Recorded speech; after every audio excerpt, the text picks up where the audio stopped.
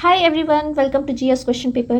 GS question paper में आज हम लोग भूकंप और साथ ही साथ ज्वालामुखी से रिलेटेड क्वेश्चंस को लेंगे। पहले हम लोग भूकंप से शुरू करते हैं। यहाँ पर पूछा है निम्नलिखित विकल्पों में से भूकंप के संबंध में कौन सा सही है।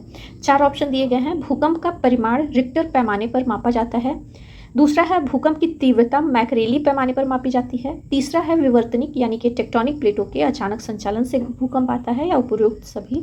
तो आपने थर्ड और फर्स्ट तो गेस कर ही लिया होगा। साथ ही साथ सेकंड भी सही है कि तीव्रता जो होती है उसको मैकरेली पैमाने पर मापते हैं।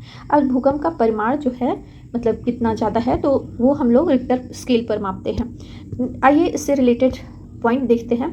भूकंप के परिमाण को रिक्टर पैमाने पर मापा जाता है और तीव्रता को मैकरेली पैमाने पर मापते हैं। विवर्तनिक प्लेटों के अचानक संचालन से भी भूकंप आता है, और विवर्तनिक प्लेटें यानी कि जो टेक्टोनिक प्लेटें हैं वो धीरे चिपचिपे और धीरे धीरे बढ़ने वाली मेंटल के परत पर ही गति कर रही हैं। मेंटल पृथ्वी का जो आंतरिक भाग है उस पर गति कर रही हैं। जो बल पृथ्वी के आंतरिक भाग में कार्य करते हैं उन्हें अंतर्जात बल कहा जाता है, और ये अंतर्जात बल भूकंप और ज्वालामुखी दोनों संचालनों को उत्पन्न करते हैं, यानी कि वो भूकंप भी उत्पन्न करते हैं और ज्वालामुखी का भी कारण बनते हैं। अधिकेंद्र शब्द का संबंध है चक्रवात से, तूफान से, भूकंप से, या फिर पृथ्वी की आंतरिक संरचना से। तो आई होप आप लोगों ने गेस कर लिया होगा। जो अधिकेंद्र शब्द है वो है आपका थर्ड ऑप्शन, भूकंप से रिलेटेड। आइए इसके बारे में थोड़ा सा और डिटेल जान लेते हैं और इसको समझते हैं अधिकेंद्र होता क्या है। तो धरातल सतह का स्थान जो केंद्र के लंबवत होता है। केंद्र क्या, यानी कि अगर जो ये धरती है, धरती के नीचे यहाँ पे भूकंप का केंद्र बनता है, तो इस केंद्र के ठीक ऊपर जो स्थान होगा उसी को बोलते हैं अधिकेंद्र। यह भूकंप से संबंधित होता है। आंतरिक भाग में उत्पन्न बलों के कारण होता है और इन बलों को अंतर्जात बल कहते हैं। भूकंप की तीव्रता जो है वो रिक्टर पैमाने पर मापी जाती है, और भूकंप की उत्पत्ति के स्थान को केंद्र कहते हैं। तो यहाँ पे ये केंद्र है और इसके ठीक ऊपर जो धरातल पर मौजूद स्थान है इसको बोलते हैं अधिकेंद्र। नेक्स्ट देखते हैं हम लोग। भूकंप मूल स्थित होता है सदैव सतह के अंदर, सदैव सतह के ऊपर, भूकंप अधिकेंद्र के नीचे सतह के अंदर, या भूकंप अधिकेंद्र के चारों तरफ सतह के ऊपर। तो अभी आप लोगों ने अधिकेंद्र को समझ लिया तो इस आंसर को भी आप लोग समझ ही जाएंगे।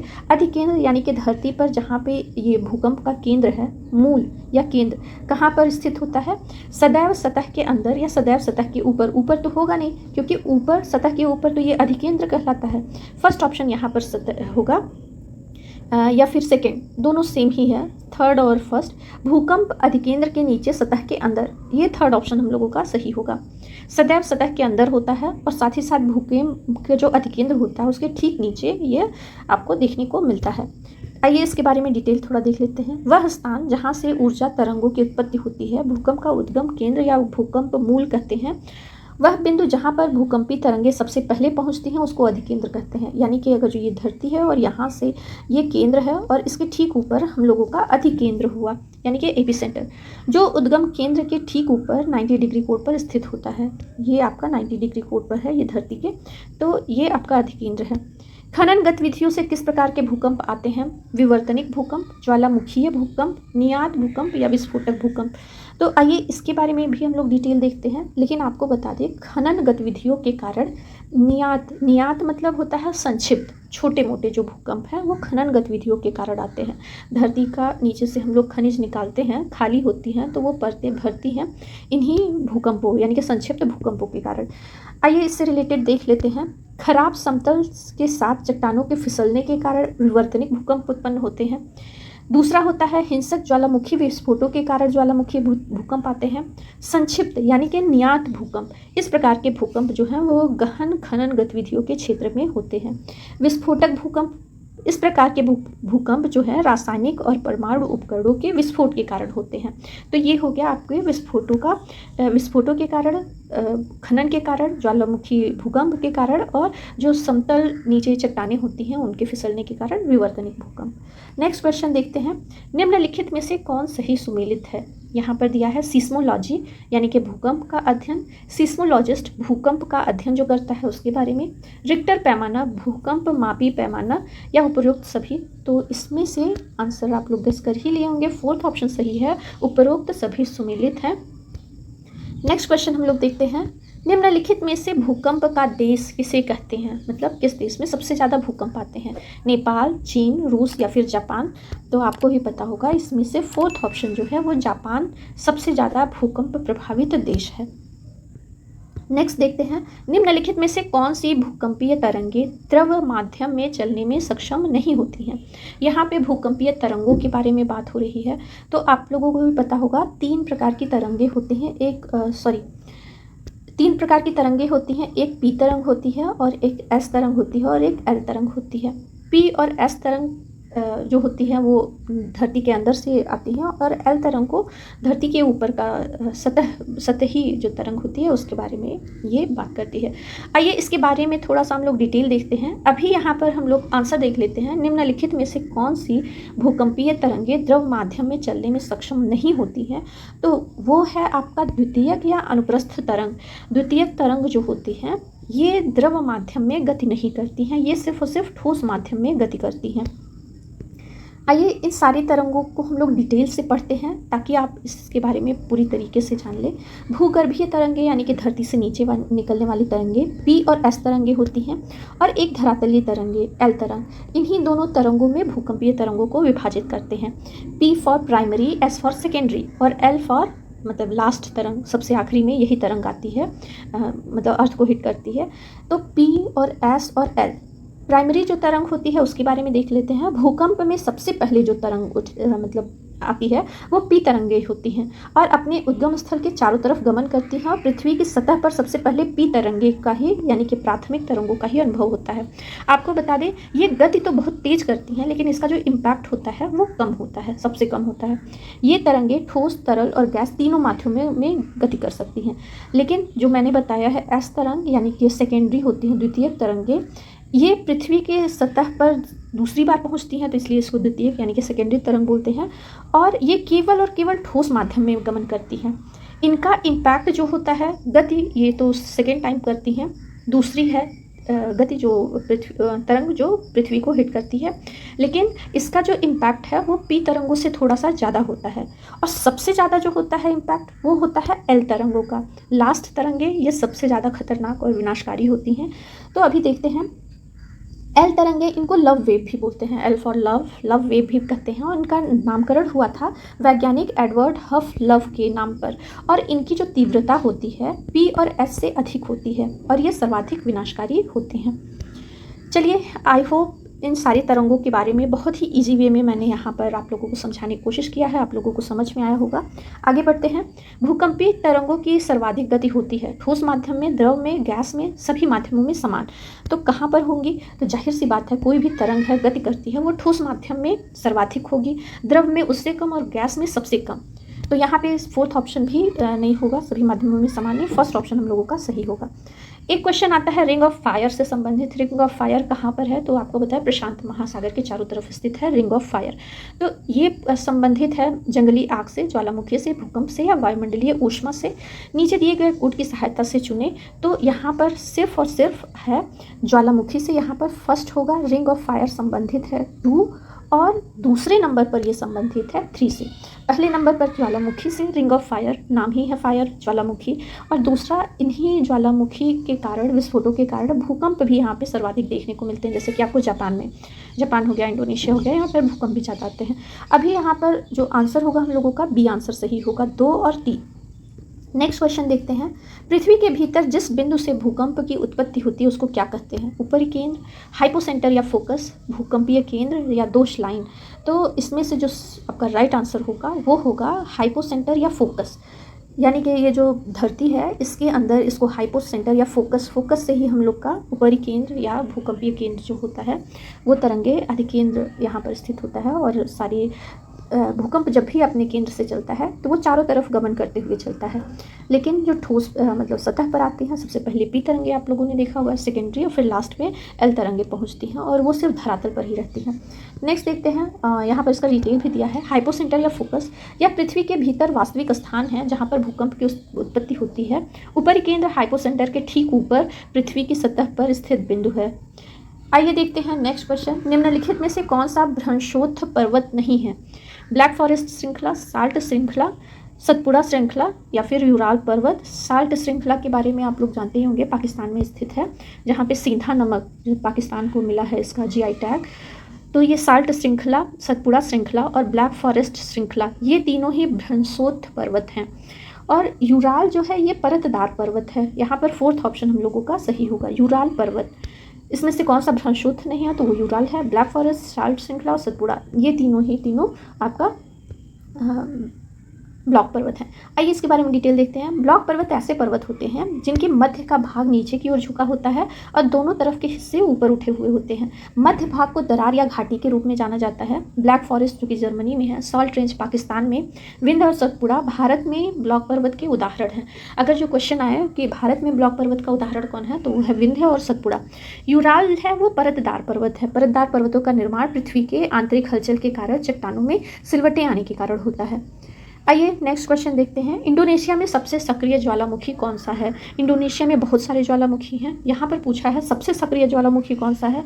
माउंट यासुर, इरेबस, मेरापी या फिर किलिमंजारो। तो किलिमंजारो पर्वत तो इंडोनेशिया में है नहीं। यहाँ पे थर्ड ऑप्शन सही होगा, माउंट मेरापी।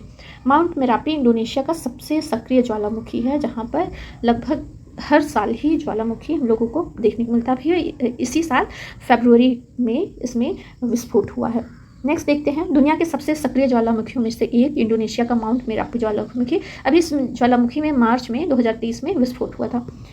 नीचे देखते हैं, निम्नलिखित में से किसे पृथ्वी पर सबसे बड़ा ज्वालामुखी माना जाता है? इसके द्रव्यमान और पदचिह्न के संदर्भ में। अब आपको बता दें कुछ पॉइंट पूछता है अक्सर क्वेश्चन, सर्वाधिक सक्रिय ज्वालामुखी कौन है? तो सर्वाधिक सक्रिय पूरे विश्व में तो वो किलायु है। आप लोगों ने इन सारे बारे में पढ़ा होगा, इससे रिलेटेड कई वीडियो हैं, इसलिए मैंने वही सेम क्वेश्चन नहीं रिपीट किया है।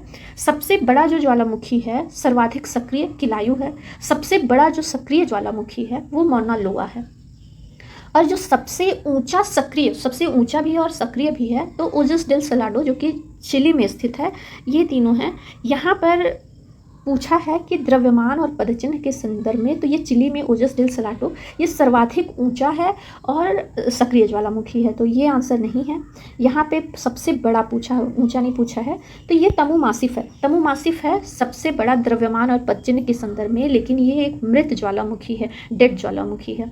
आइए इसके बारे में देख लेते हैं, तमु मासिफ के बारे में। तमु मासिफ उत्तरी प्रशांत सागर में पानी के नीचे स्थित एक मृतशील ज्वालामुखी है। तमु मासिफ पृथ्वी पर सबसे बड़ा ज्ञात ज्वालामुखी है, लेकिन ये मृत है और पूरी तरीके से पानी में डूबा हुआ है। ओजस डेल सलाडो की बात करें तो यह अर्जेंटीना और चिली के बीच में सीमा पर एंडीज में एक सक्रिय मिश्रित ज्वालामुखी है और सबसे ऊंचा ज्वालामुखी है। माउंट वेसुवियस की बात करें तो यह सम्मिश्रित ज्वालामुखी है और यह है कहाँ पे? तो इटली के कैंपेनिया में है। मौना किया और मौना लोआ ये दोनों के दोनों हवाई द्वीप पर एक निष्क्रिय मौना किया तो निष्क्रिय है, लेकिन जो मौना लोआ है सबसे बड़ा सक्रिय ज्वालामुखी है। लेकिन एक पॉइंट और बताएंगे, अभी चलिए आगे नेक्स्ट क्वेश्चन में सॉल्व करते हैं। क्वेश्चन आया है, मई 2020 में कहाँ स्थित पुहहुनु ज्वालामुखी को विश्व का सबसे गर्म और बड़ा ज्वालामुखी घोषित किया गया?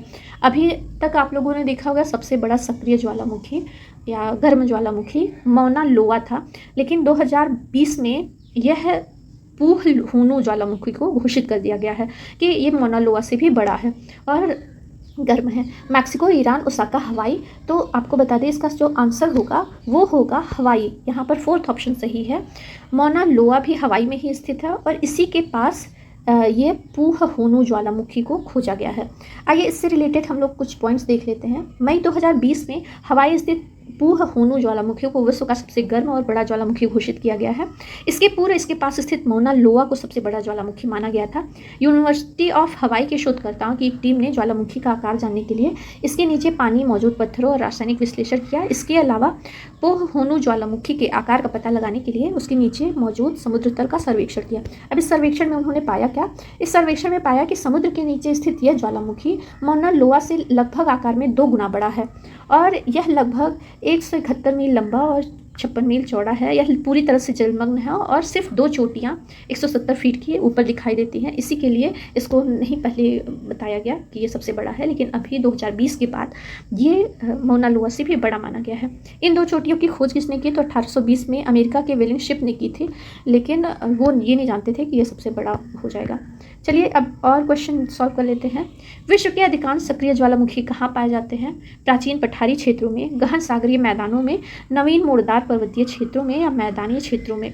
अगर इस तरीके से क्वेश्चन आए तो आपका आंसर क्या होगा? तो पठारी क्षेत्रों में नहीं पाए जाते हैं सक्रिय ज्वालामुखी, नवीन मोड़दार पर्वतों में भी नहीं पाए जाते हैं, ना ही मैदानी क्षेत्रों में। ये पाए जाते हैं आपका गहन सागरीय मैदान में। सेकेंड ऑप्शन हम लोगों का यहाँ पर सही आंसर होगा। क्वेश्चन दिया है, प्रशांत सागर के चारों तरफ स्थित ज्वालामुखी की पेटी को क्या कहा जाता है? नुइस आर्डेंटे, हार्नितो, अग्नि श्रृंखला या सोर्फ तारा? तो ज्वालामुखी की पेटी को अग्नि श्रृंखला यानी कि रिंग ऑफ फायर बोलते हैं। थर्ड ऑप्शन हम लोगों का यहाँ पर सही है। एक क्वेश्चन है, ये कई बार रिपीटेड है, अभी 2018-19 में हुआ था, कौन सा, मंडी इंस्पेक्टर, उसमें भी ये पूछा था। मंडी इंस्पेक्टर का एग्जाम यूपी ट्रिपल एससी से रिलेटेड है।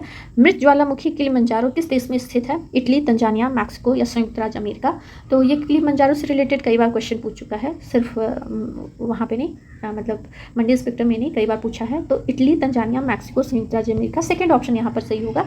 तंजानिया में मृत ज्वालामुखी किलिमंजारो स्थित है। और ये जो है किलिमंजारो, ये केवल तंजानिया में नहीं, पूरी अफ्रीका की सबसे ऊंची चोटी है। और इसका नाम जो किलिमंजारो है, इसको बोला गया है कि ऊपर से चमकने वाला सफ़ेद, क्योंकि इसकी हाइट बहुत ज़्यादा है, तो इसका ऊपरी भाग हमेशा बर्फ से ढका रहता है और यह तंजानिया में स्थित है। नेक्स्ट देखते हैं, भूमध्य सागर का लाइट हाउस किसे कहते हैं? ये एसएससी में भी पूछा गया है और यूपी ट्रिपल एससी में भी पूछा गया है कई बार। भूमध्य सागर का लाइट हाउस किसे कहते हैं?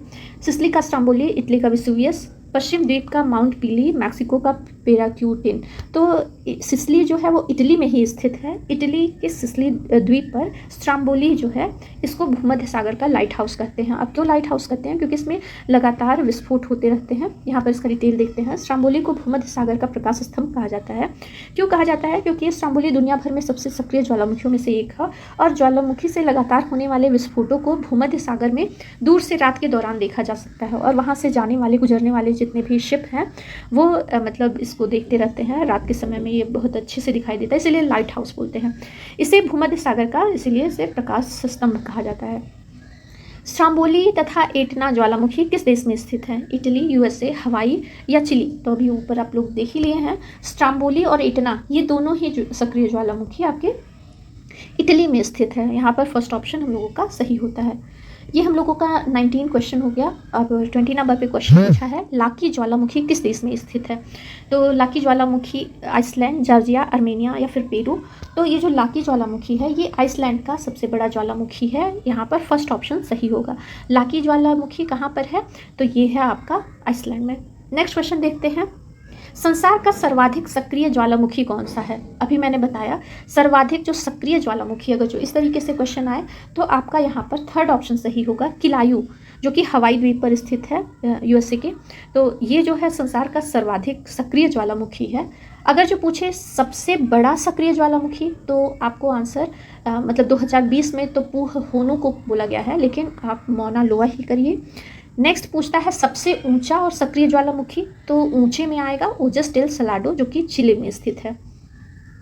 दूसरे नंबर पर ओजस डेल सलाडो के बाद आपका आता है कोटोपैक्सी, यहाँ पर कोटोपैक्सी।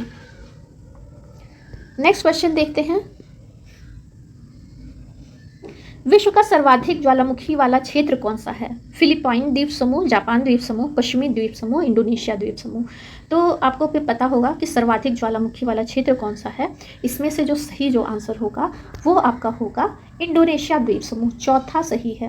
वैसे जापान पे भी कई लोग जाते हैं सिर्फ वहाँ पर ज्वालामुखी देखने के लिए, घूमने के लिए। फिलिपाइन द्वीप समूह में भी सबसे ज़्यादा सक्रिय ज्वालामुखी हैं, लेकिन इसमें जो राइट आंसर होगा वो होगा आपका इंडोनेशिया में। अभी हाल फिलहाल में एक करंट में क्वेश्चन आया था कि किस ज्वालामुखी के कारण इंडोनेशिया सरकार ने 60 दिनों का आपातकाल घोषित किया है, तो मान सिनाबुंग है जिसमें अभी हाल फिलहाल में विस्फोट हुआ है, और मेरापी में क्या मार्च 2023 में।